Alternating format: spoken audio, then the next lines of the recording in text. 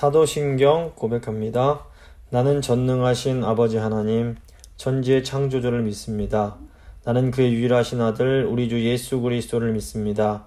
그는 성령으로 잉태되어 동정녀 마리아에게서 나시고 본디오 빌라도에게 고난을 받아 십자가에 못 박혀 죽으시고 장사된 지 사흘 만에 죽은 자 가운데서 다시 살아나셨으며 하늘에 오르시어 전능하신 아버지 하나님 우편에 앉아 계시다가 거기로부터 살아있는 자와 죽은 자를 심판하러 오십니다.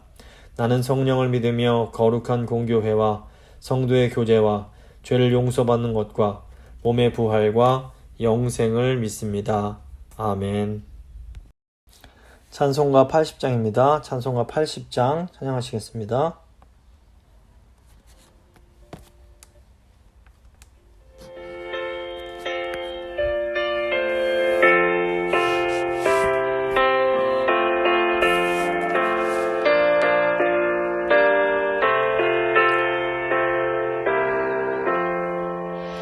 천지에 있는 이름 중 귀하고 높은 이름, 순하시기 전 지으신 구주의 이름 예수. 주 앞에 내가 엎드려 그 이름 찬송함은 내 귀에 들린 말씀 중 귀하신 이름 예수. 주 십자가에 달릴 때 명패에 쓰인 대로 저 유대인의 왕이요 곧 우리 왕이시라.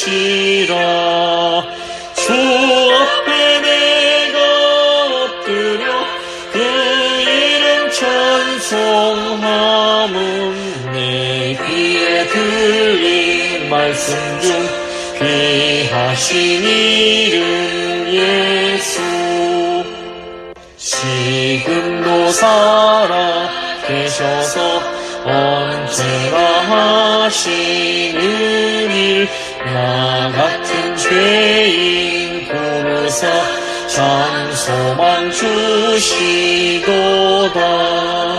주 앞에 내가 엎드려 그 이름 찬송함은 내 귀에 들린 말씀 중 귀하신 이름 예수. 주 예수께서 영원히 어제나 오늘이나 그 이름으로 우리의 장복을 내리신다. 주 앞에 내가 엎드려 그 이름 찬송함은 내 귀에 들린 말씀 중 귀하신 이름 예수.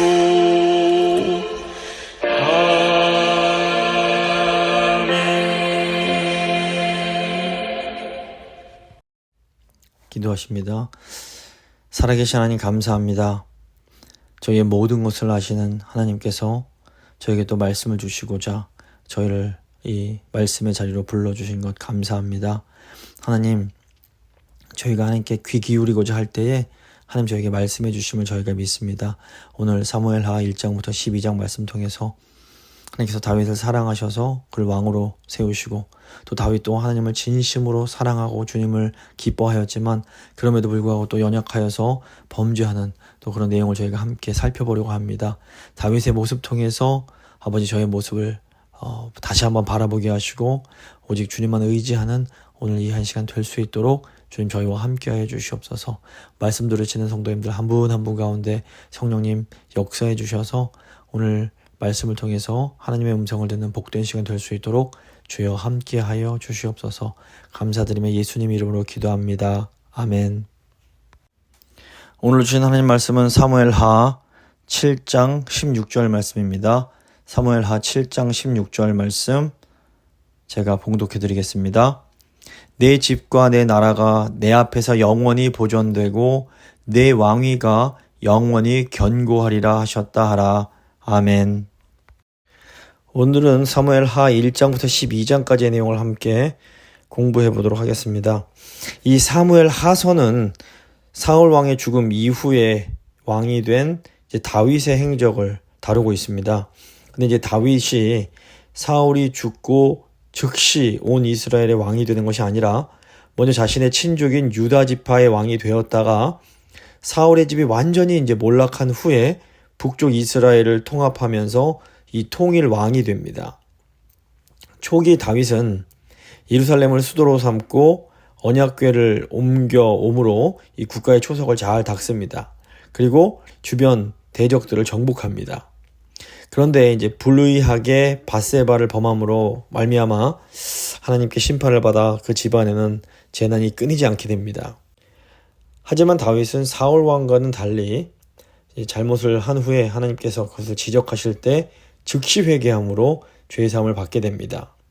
이로 인해서 다윗에게 약속되었던 영원한 왕권은 하나님의 은혜와 보호하심 가운데 그의 자손에게 계속해서 이어지게 되는 겁니다. 교재에 나눠드린 그 표를 보시면 1장부터 4장은 이제 그 다윗이 유다의 왕이 되는 내용이고 5장부터 9장은 다윗이 이제 통일 왕이 되는 내용이고 10장부터 20장은 다윗이 범죄한 후에 이제 재난을 그 고난을 겪는 그런 내용이 됩니다. 먼저 1장부터 4장의 내용을 보시면 다윗이 이제 유다의 왕이 되는데 다윗은 기름 부음을 받은 후에 사울 때문에 숱한 죽음의 고비를 넘기면서 도망을 다녀야 했습니다. 그러다가 이제 사울이 전쟁터에서 비참하게 죽었지만 아직도 다윗의 때가 오지 않았습니다. 왜냐하면 이제 사울의 군대 장관 아브넬이 사울의 아들 이스보셋을 앞세워서 그 정권을 유지하고 있었기 때문입니다. 이때 이제 다윗이 하나님의 지시를 따라서 헤브론에서 자신의 친족인 유다 지파의 왕이 됩니다. 다윗은 섣부르게 이스라엘을 진압하려고 하지 않고 때를 기다립니다. 이게 만약에 진압하려고 했다면 또 이제 동족 상잔의 비극이 일어날 수밖에 없었던 겁니다. 그래서 이제 다윗이 하나님의 때를 기다리는 겁니다. 이러는 동안에 다윗의 집은 점점 더 왕성해지고 사울의 집은 점점 쇠락하면서 결국 스스로 무너지게 됩니다. 먼저 1장의 내용을 보시면 사울 왕이 이제 죽었을 때 다윗은 이제 아말렉을 치고 이 시글락이란 곳에 머물고 있었습니다. 그때 이제 아말렉 사람이 그 이스라엘에 거주하던 아말렉 사람인데 이 사람이 이제 다윗에게 와서는 사울의 죽음을 보고하게 됩니다. 이 사람이 말하기를 자기가 우연히 전쟁터에서 죽어가는 사울 왕을 보고 사울 왕이 살 가망성이 없는 것 같아서 자신이 죽이고 그의 왕관과 팔찌를 벗겨왔다 이렇게 말을 합니다. 근데 이 사람이 말하는 내용이 저희가 앞서 살펴봤던 사무엘상 31장의 그 이야기와는 다릅니다. 그래서 누구 말이 맞는지 정확히 알 수는 없지만 아마도 이 아말렉 사람은 다윗의 환심을 사기 위해서 거짓으로 자기가 사울을 죽였다 이렇게 이제 말을 했을 수 있습니다.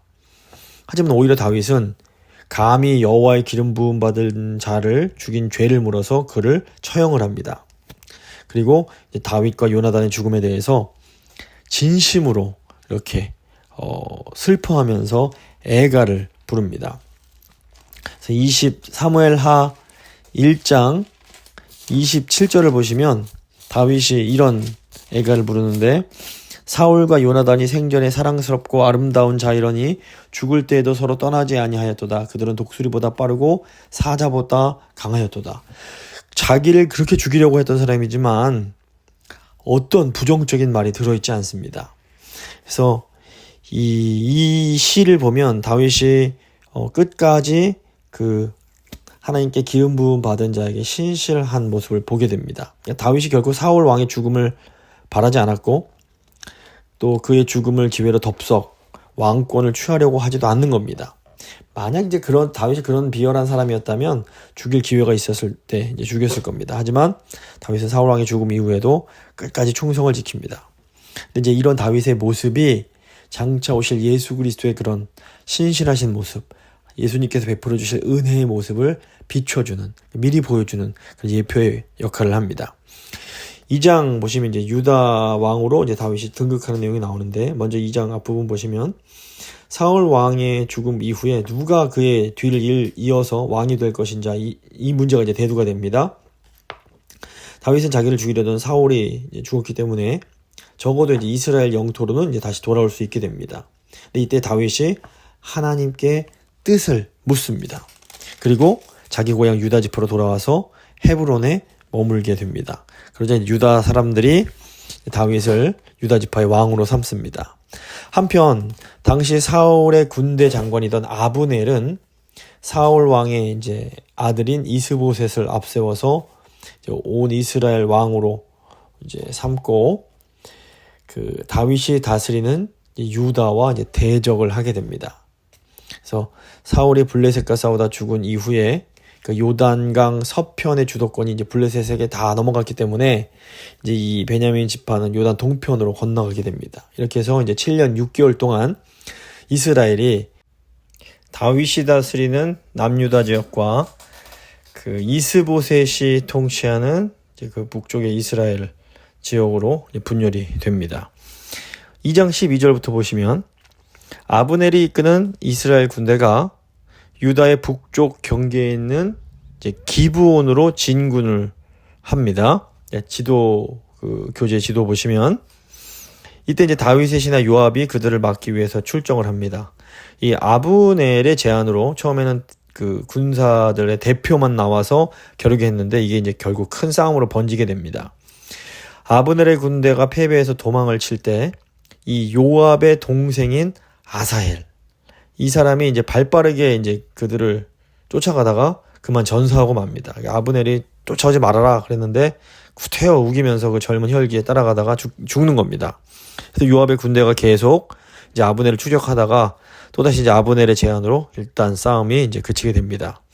하지만 이제 이때 요압이 자기 동생이 죽었기 때문에 이에 대해서 앙심을 품고 결국 나중에 이 아브넬을 살해하게 됩니다. 3장과 4장은 이제 사울의 집이 계속 몰락하는 내용이 나옵니다. 그 사울의 집과 다윗의 집 사이에서 전쟁이 오랫동안 지속되면서 다윗의 집은 점점 더 강해지고 사울의 집은 점점 더 약해집니다. 전쟁이 길어지면서 이스라엘에서는 이 군대 장관 아브넬의 권세가 더 또 강해지게 됩니다. 근데 이제 이때 아브넬이 사울의 첩을 취한 일에 대해서 이스보셋이 책망을 하니까 아브넬이 굉장히 화를 내면서 이스보셋을 배반하고 이제 이스라엘 그 지역을 다윗에게 돌리고자 합니다. 이 아브넬의 동기가 선하다고는 할 수 없지만 이 다윗의 입장에서는 이제 이것이 이제 북이스라엘과 남유다가 더 이상 피를 흘리지 않고 평화적으로 통일할 수 있는 굉장히 좋은 기회였던 겁니다. 근데 이제 이때 요압이 자기 동생의 죽음에 대해서 앙심을 품고 이 화친을 위해서 찾아온 아브넬에게 그 속임수를 써서 그만 살해를 하고 맙니다. 요압이 개인적인 복수를 하기 위해서 이 다윗의 입장을 굉장히 곤란하게 만들었고 또 전체 이스라엘의 화평한 그 평화로운 이 하나됨을 어렵게 만들어 버린 겁니다. 이 일에 대해서 다윗이 굉장히 화를 이제 사실 내면서 나중에 이제 그 솔로몬에게 이 요압이 무고한 피를 흘린 그 죄를 심판하라고 유언을 할 정도였습니다. 그래서 열왕기상 2장을 보시면 솔로몬이 왕이 된 후에 다윗 왕의 유언대로 요압을 처형하게 됩니다. 4장 보시면 그 이스라엘의 그 왕, 그 사울 왕의 아들인 이스보셋이 죽는 내용이 나옵니다. 군대 장관 아브넬이 죽었다는 소식이 전해지니까 이스보셋과 온 이스라엘이 이제 큰 충격에 빠집니다. 아브넬이 그 전체 사실 세력을 장악하고 있었기 때문에 뭐 이스보셋은 뭐 힘이 없었던 겁니다. 그래서 이스보셋의 군 지휘관 두 사람이 이미 대세가 기울었다 판단하고 이스보셋을 암살을 합니다. 그리고 그 머리를 베서 다윗에게 가지고 간 겁니다. 아마도 이 사람들은 자기가 이스보셋의 머리를 바치면 다윗이 잘했다고 이렇게 칭찬하면서 뭐 이렇게 보상을 해줄 거라 기대를 했을 겁니다. 하지만 다윗은 이전에 사울의 죽음을 전했던 아말렉 사람을 처형했던 것을 상기시키면서 그들이 이스보셋을 암살한 죄는 더 악한 것이라고 이렇게 선고하고 그들을 처형하고 이스보셋을 장사진해 주게 됩니다. 그러니까 다윗을 보면 이제 사울의 죽음과 아브넬의 죽음 그리고 마지막 이스보셋의 죽음까지 그 사울 집의 몰락에 대해서 끝까지 자기가 죽이는 일은 없는 겁니다. 도리어 그들의 죽음에 대해서 애통해하는 어떤 신실함을 끝까지 보여줍니다. 이제 사무엘하 5장부터 9장은 이제 다윗이 통일 왕이 되는 그런 과정입니다. 사울의 집이 이제 어떤 내부적인 갈등에 의해서 붕괴된 후에 이스라엘 지파들이 자발적으로 다윗을 왕으로 삼게 됩니다. 그 이후에 다윗은 예루살렘을 정치와 종교의 중심이 되게 하고 이 나라의 기초를 든든히 쌓고 또 밖으로는 하나님의 도우심으로 외적들을 정복해서 이스라엘의 그 위상을 굳건히 세우게 됩니다. 이런 다윗의 활약은 이미 사실 창세기 49장에서 야곱이 자손들을 축복할 때 유다 자손 중에서 용맹스러운 왕이 날 것이라는 그런 어떤 예언 속에 이미 들어 있었습니다. 또 민수기 42장에서도 발람이 이제 축복하는 가운데서 이런 유다 자손 중에서 이렇게 왕이 날 거라는 그런 예언이 있었던 겁니다. 이제 5장 보시면 예루살렘을 점령하는 내용이 나옵니다. 사울의 집이 붕괴된 후에 이스라엘의 모든 장로가 다윗에게 찾아와서 다윗을 온 이스라엘의 왕으로 세웁니다. 이것은 이제 다윗이 소년 때 기름 부음을 받고 사울 왕을 피해서 도망다닌 지 10수년이 지난 후의 일입니다. 그리고 헤브론에서 유다의 왕이 된 이후에도 7년 6개월이 지난 시점입니다. 그러니까 굉장히 오랫동안 다윗은 하나님을 믿고 의지하면서 묵묵히 하나님의 때를 기다려 왔던 겁니다. 온 이스라엘의 이제 왕이 된 이후에 다윗이 예루살렘에 살고 있는 여부수족을 쳐서 이 시온 산성을 점령하고 거기에 성을 쌓고 살면서 그 성을 다윗성이라 이름하게 됩니다. 예루살렘을 점령하고 이 여부수족을 몰아낸 것은 사사시대 때부터 베냐민 지파가 이루지 못한 일을 이제 이루어낸 겁니다. 또 정치적으로 보면 예루살렘은 이 남쪽의 중심인 헤브론과 북쪽의 중심인 베델 그 사이에 위치한 어떤 중간 도시로서 남북을 아우르는 정치를 위해서 굉장히 적합한 곳이라고 할 수 있습니다. 이후로 이제 시온, 이 예루살렘은 이스라엘 역사의 중심이 되었고 동시에 하나님의 구원 역사가 펼쳐지는 굉장히 중요한 하나님께서 정하신 그 자리가 됩니다. 예루살렘을 점령한 다윗은 또 이제 이스라엘의 오랜 그 숙적인 블레셋을 무찌릅니다. 이 블레셋은 사사시대 때부터 이스라엘을 굉장히 괴롭혀왔던 민족이고 다윗이 물리치기 전까지는 여전히 가나안 땅에서 굉장히 큰 세력을 잡고 있었습니다. 블레셋과의 전쟁에서도 다윗이 하나님께 묻고 그 하나님께서 지시하는 대로 작전을 수행합니다. 이 부분이 이제 다윗의 굉장히 훌륭한 점이라고 볼 수 있습니다. 다윗이 무엇을 할 때마다 하나님 앞에 먼저 묻는 그런 내용이 나옵니다. 그래서 하나님 다윗에게 그보다 앞서 행하시며 블레셋 군대를 치시겠다 약속을 해주시고 이 약속대로 다윗에게 큰 승리를 거두게 하십니다. 이 6장은 하나님의 그 언약궤를 들여오는 내용입니다. 그 하나님의 뜻을 이루어드리는 그 사역자로서 그 다윗의 역할은 그가 하나님의 언약궤를 예루살렘으로 데려오려고 하는 데서 분명하게 이제 나타납니다. 그 엘리제 사장 때 블레셋 사람들이 언약궤를 탈취했다가 하나님의 그 능력을 경험하고 나서 두려움 가운데 궤를 이스라엘로 이렇게 돌려보냅니다. 이때부터 언약궤는 이 아비나답의 짐에 머물게 됩니다. 그러니까 다윗이 언약궤를 이렇게 가져오려고 한 것은 하나님의 뜻을 물어서 하나님의 뜻대로 나라를 다스리기 위함이었습니다. 즉 왕으로서 내가 왕이니까 내 맘대로 하겠다 이렇게 하는 것이 아니라 하나님의 이스라엘은 왕이지만 하나님의 종으로서 하나님의 대리자로서 하나님의 뜻을 이렇게 이루어드리겠다라는 그런 마음이 있었던 겁니다. 이제 안타깝게도 언약궤를 수레에 싣고 오던 중에 흔들리는 언약궤를 이 아비나답의 아들 우사가 그 손으로 댔다가 이제 죽임을 당하게 됩니다. 이게 왜 그러냐면 언약궤는 반드시 레위인들이 메어서 이동을 해야만 했던 겁니다. 그리고 언약궤는 하나님의 그 거룩함을 하나님의 그 임재를 상징하기 때문에 함부로 손대면 안 되는데 이걸 어겼기 때문에 생겼던 결과입니다. 아무리 사실 의도는 좋았을지 몰라도 그 방법도 하나님께서 그 명하신 대로 하나님 말씀과 뜻에 합당하게 이루어져야 함을 이게 분명히 보여줍니다. 그러니까 하나님은 결코 경홀히 여김을 받지 않으신다는 것을 이 베레스 우사 사건이 아주 분명하게 보여주는 겁니다. 그래서 이제 첫 번째 이제 궤를 가져오려고 할 때 이런 사고가 벌어지니까 다윗이 두려움과 자책 때문에 언약궤를 가져오지 못합니다. 그리고 석 달이 지난 후에 다시 이제 율법을 살펴서 율법대로 레위인들이 언약궤를 매게 해서 예루살렘에 성막을 안치시킵니다. 이렇게 해서 이제 예루살렘이 이스라엘의 정치적 중심지일 뿐 아니라 이스라엘의 신앙의 중심지가 되는 겁니다. 그런데 이제 다윗이 언약궤를 이렇게 들여올 때 너무 기뻐서 막 덩실덩실 춤을 추다가 옷이 좀 흘러내리는 이런 일까지 정도로 이렇게 막 춤을 추니까 이 사울 왕의 딸이던 그 미갈이 그러니까 이 다윗의 모습을 보면서 경박하다 그러면서 이제 멸시를 합니다. 그리고 다윗이 그것 때문에 굉장히 화를 내면서 내가 아무리 하나님 앞에서 나는 계속 이렇게 정말 기뻐하고 내가 춤을 추겠다라고 말하면서 내가 아무리 경박해져도 너보다는 아니다 이렇게 얘기를 하니까 이제 그것 때문에 이제 그 미갈이 결국 죽을 때까지 이 자식이 없는 그런 결과를 낳게 됩니다. 그리고 이제 7장은 사무엘하 7장은 그 다윗 언약이라는 아주 유명한 그 장이라고 볼 수 있습니다. 그 언약궤를 예루살렘에서 가져왔습니다. 그런데 여전히 다윗의 마음이 불편한 겁니다. 왜냐하면 자신은 화려한 왕국에 사는데 하나님의 언약궤는 그 초라한 성막에 머물고 있기 때문입니다. 그러니까 성막은 말 그대로 텐트인데 이걸 보면서 다윗이 하나님의 성전을 지어드리고 싶어합니다. 하지만 하나님이 허락지 않으십니다. 이거 왜 그러냐면 아직은 때가 되지 않았기 때문입니다.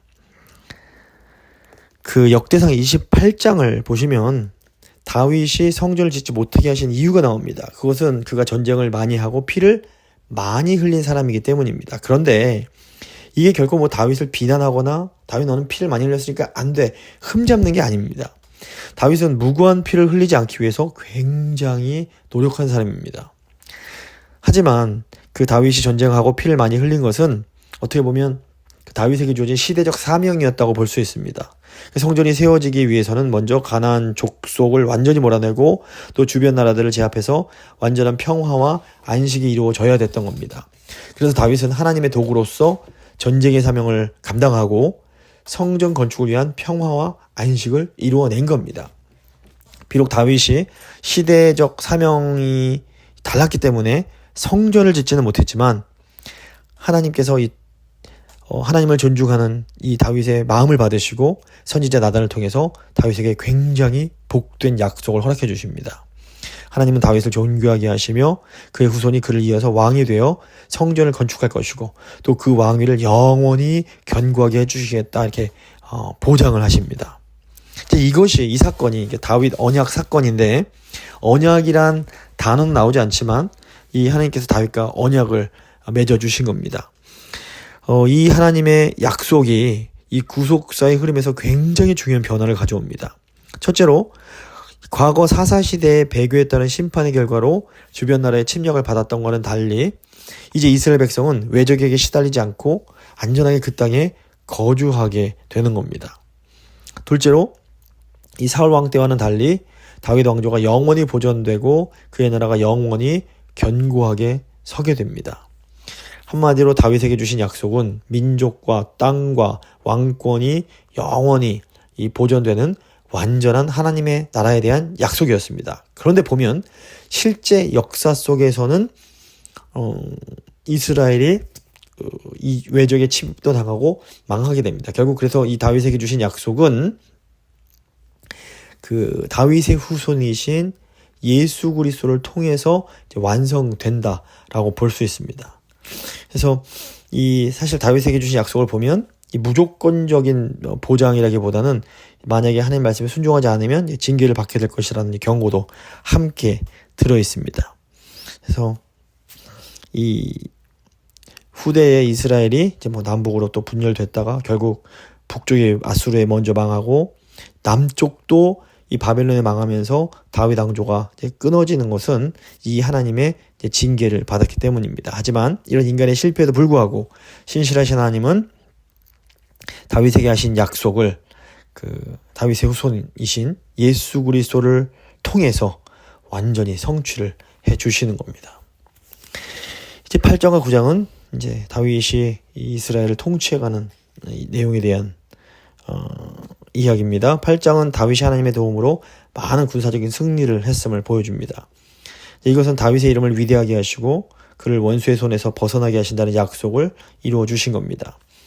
다윗은 이렇게 외부적으로 주변의 대적들을 정복했을 뿐 아니라 이 내부적으로도 그 이스라엘을 정의와 공의로 잘 다스리고 행정적인 조직도 잘 세우게 됩니다. 또 다윗은 사울의 손자이자 요나단의 아들인 무비보셋에게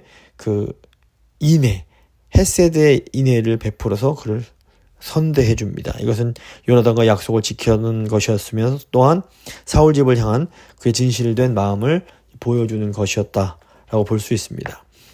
그리고 이제 사무엘하 10장부터 20장은 다윗이 이제 실수한 후에 계속 이제 재난이 있고 어려움 당하는 그런 또 내용이 이어집니다.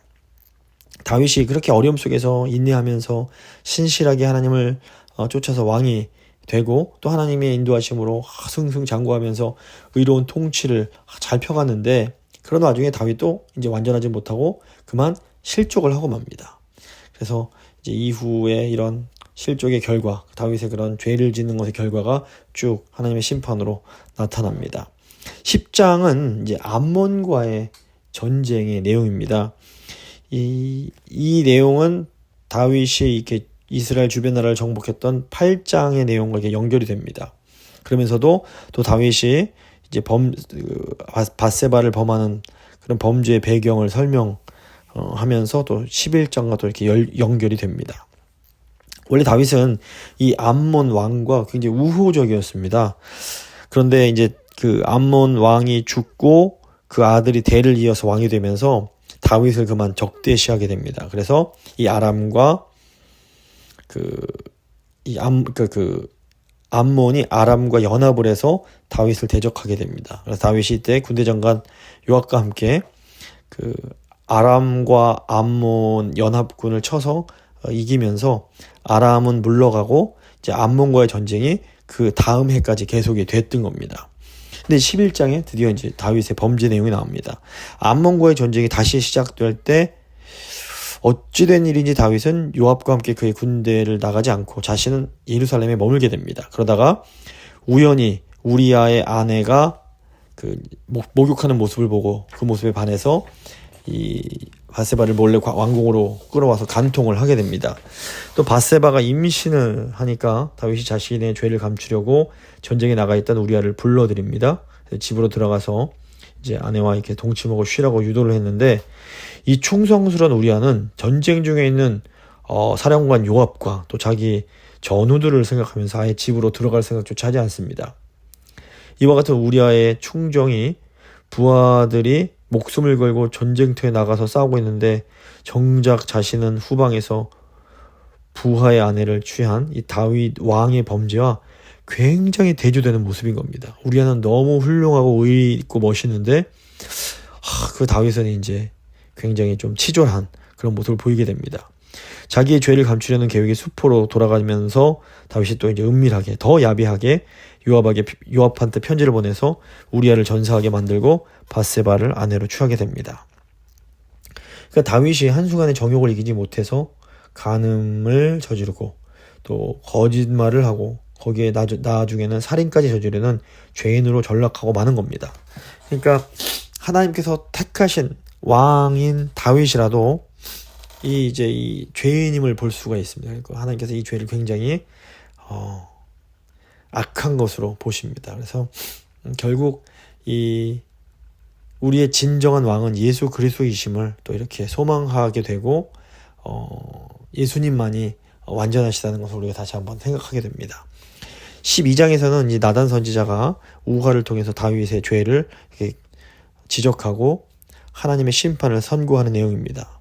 다윗의 행위가 너무 악해서 하나님이 다윗의 집에 칼과 재화가 끊이지 않게 하실 것이다. 이렇게 선언을 합니다. 이 선고를 듣고 다윗이 이제 자신의 그 죄를 깨닫고 즉시 회개해서 용서함을 받게 됩니다. 그래서 다윗은 죽음을 면하게 되지만 밧세바에게서 난 아들은 그만 잃고 맙니다. 이때도 다윗은 하나님의 심판을 겸허하게 받아들입니다. 하나님은 다윗과 밧세바 사이에서 또 다른 아들 이 솔로몬을 낳게 하시고 선지자 나단을 통해서 그에게 여디디야 여호와께 사랑을 입었다라는 이름을 이제 주시는 겁니다. 비록 심판이 이제 진행이 되지만 하나님이 다윗에게 주신 영원한 왕권에 대한 약속, 즉 다윗의 후손을 하나님의 아들로 삼으시고 그 나라를 영원히 견고하게 하시겠다라는 이 약속은 여전히 유효했던 겁니다. 그러니까 다윗의 큰 실패에도 불구하고 하나님은 그 큰 인자하심을 따라서 다윗의 그 회개하는 것을 들으시고 용서해 주시고 또 신실하게 그 자신의 언약을 이행해 주십니다.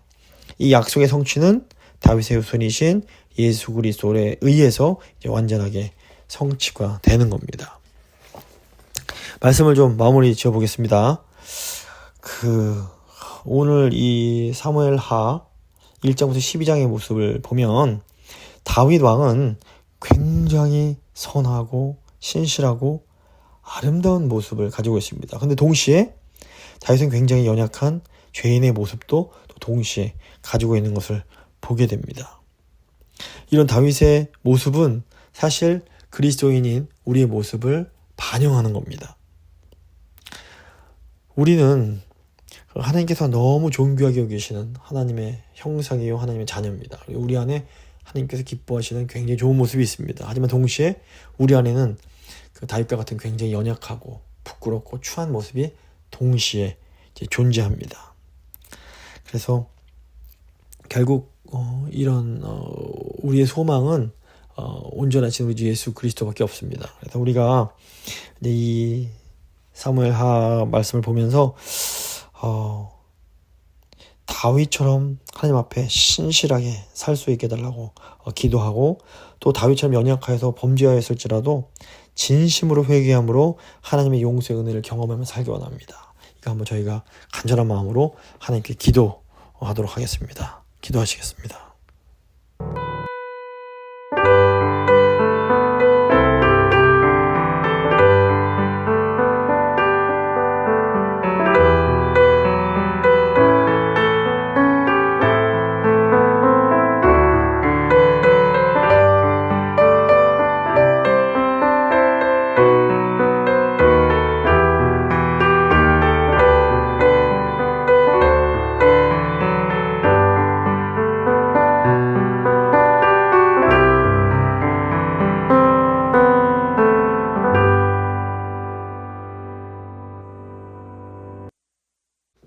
이제 잠시 함께 기도할 때에 이번 주 다음 주는 특별히 좀 단기 선교를 위해서 많이 기도해 주시기 바랍니다.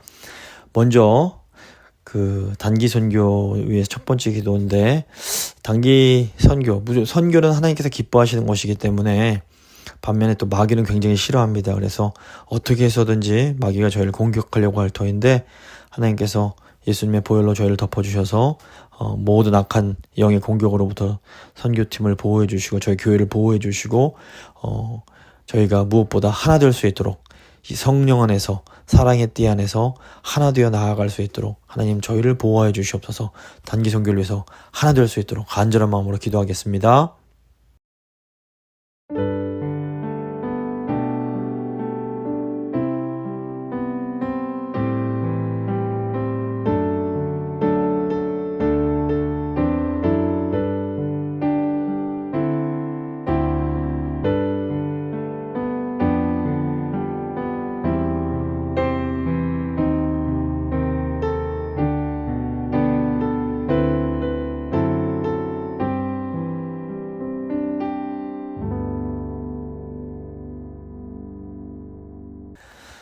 두 번째로 단기 선교에서 또 기도해 주실 때 특별히 이제 멕시코에 있는 그 어린 영혼들 위해서 기도해 주시기 바랍니다.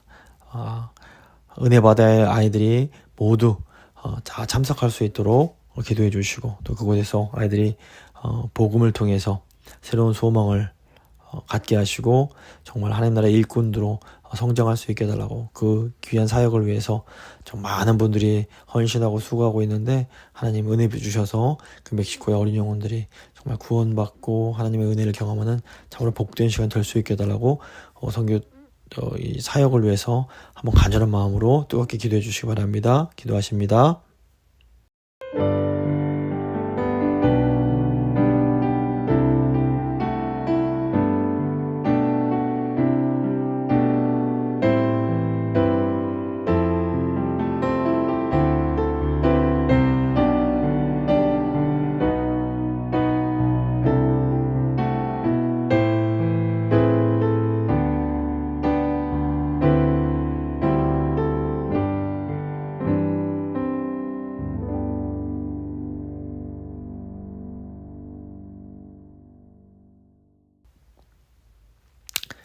이제 마지막으로 저희 교회 주일에 드려질 예배 위해서 하나님 예배 가운데 기름 부어주시고 은혜가 풍성한 예배가 되게 하시고, 또 우리 교회가 있는 이 지역사회 위해서 LA 캘리포니아 위해서 부흥을 위해서 기도해 주시고, 또 전세계 지도자와 우리 재건교회 위해서도 한번 간절한 마음으로 하나님 함께 해달라고 기도하도록 하겠습니다. 기도하십니다.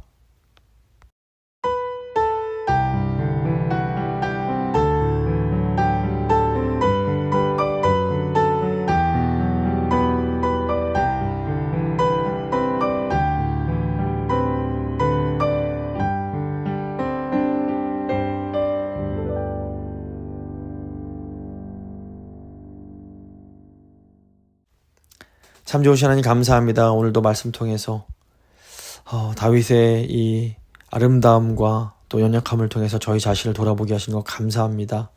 하나님, 먼저 다윗을 너무 사랑해 주셨고, 또 다윗도 그 믿음으로 주님 앞에 나아가는 것을 보게 됩니다. 정말로 주님 위해서 기뻐하고 지금 언약궤가 들어올 때 덩실덩실 춤추는 그 모습을 보면서 정말 주님을 향한 그 사랑을 또 느낄 수 있습니다. 하지만 그럼에도 불구하고 이 다윗이 또 연약하여서 간음하고 또 충성스러운 부하를 죽이는 그런 끔찍한 죄도 저지르는 것을 저희가 또 보게 됩니다. 이 다윗의 두 가지 모습이 저희 안에도 동일하게 있습니다. 주님, 저희를 불쌍히 여기시고 정말 주님을 날로 더 사랑하게 하시고 저희의 연약함과 부족함은 예수 그리스도의 그 보혈 뒤에 감추어 주시길 아버지 간구합니다. 그래서 오직 예수 그리스도를 통하여 저희가 정말 주님을 기뻐하는 삶, 정말 다윗의 그런 아름다움을 드러내는 삶을 살아갈 수 있도록 주님 저희와 함께하여 주시옵소서. 저희가 이제 단기 선교 앞두고 있습니다. 함께 기도하며 준비하고 있습니다. 주님, 선교 주님께서 너무 기뻐하시는 것이기에 또 마귀는 어떻게 해서라도 저희를 넘어뜨리고 분열시키려고 할 줄 믿습니다. 주님, 저희를 불쌍히 여기시고 예수님의 보혈로 덮어주시고 어떤 악한 영의 공격으로부터도 아버지를 보호하사 저희가 영적으로 하나 되게 하시고 사랑으로 하나 될 수 있도록 주님 도와주시옵소서. 또 저희가 멕시코 엔세네다에 있는 소중한 어린 영혼들을 섬기기 위하여 갑니다. 정말 주님께서 은혜 주시고자 하시는 모든 아이들 다 불러주시고 이 캠프 기간을 통해서 아이들이 하나님의 은혜를 경험하고 살아계신 주님을 만나고 정말 새로운 소망을 얻는 그런 복된 시간 될 수 있도록 하나님, 저희 이번 선교를 주께서 붙들어 주시고 아버지 함께하여 주시옵소서. 그리고 또 아버지 저희 교회가 주일에 드릴 예배 가운데 주님 임재하여 주시고 저에게 말씀하여 주시고 저희가 정말 주님의 큰 은혜를 받고 힘을 얻을 수 있도록 도와주시며, 저희 교회가 있는 아버지 이 지역사회가 정말 다시 한번 영적으로 회복될 수 있도록 부흥될 수 있도록 주님 도와주시고 전 세계 지도자들이 아버지 하나님을 경외할 수 있도록 도와주시며, 한국과 미국에 있는 재건교회들이 하나 되어서 정말 주께서 주신 사명 잘 감당하는 그런 재건교회들이 될 수 있도록 주님 함께하여 주시옵소서. 저희가 미처 다 알지 못한 것들까지도 주님 저희와 함께 하심으로 아버지 저희를 도와주시고 아버지 저희가 정말 주님 온전히 따라가는 그런 아버지 교회가 될 수 있도록 주여 함께하여 주시옵소서. 주님께 모든 것 의지하며 귀하신 예수 그리스도의 이름으로 간절히 기도드립니다. 아멘. 찬송가 276장입니다. 찬송가 276장 찬양하시겠습니다.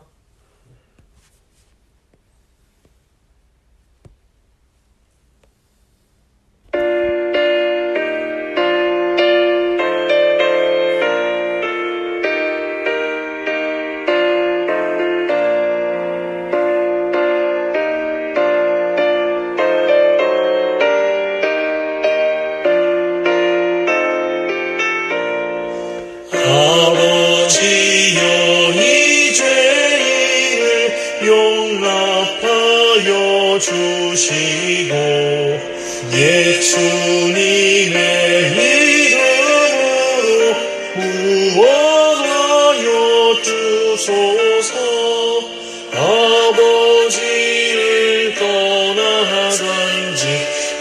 소외되었고 험한 길에 고난 몸이 이제 돌아옵니다. 전에하던 헛된 일을 애통하게 여기고 겸손하게 엎드려서 용서하심 빕니다. 은혜 감당 못하오나 회개하는 영혼과 나의 약한 육신까지 감히 드리옵니다. 나의 죄를 사하시려 주님 죽으셨으니 그 공로를 의지하여 주만 의지합니다. 아버지여 용납하사 나를 품어주시고 주의 사랑 품 안에서 길이 살게 하소서.